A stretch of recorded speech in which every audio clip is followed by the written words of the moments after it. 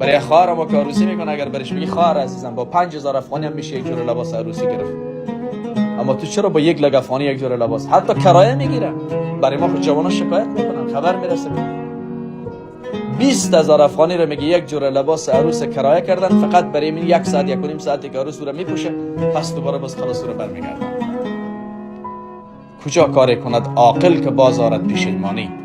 مثال بارز اسراف شما در عروسی‌ها در افغانستان میبینید. در سر یک میز آنقدر غذا را میچینند که دیگه اصلا جایی نمیشه، باز به پایین میز میگذارند. چی ضرورت؟ جوان بیچاره قرضدار پریشان در بدر به خاطر اینکه والله باشه که چند تا شکم پرور از من راضی بشه. به اون طرف الله را ناراض میسازه. خداوند میگه من دوست ندارم کسی که اسراف میکنه. و بعدش میگه تو برادر شیطان هستی نه بنده رحمان. تو اگر برای یک اسرافکار بگی که خب برادر شیطان میشه.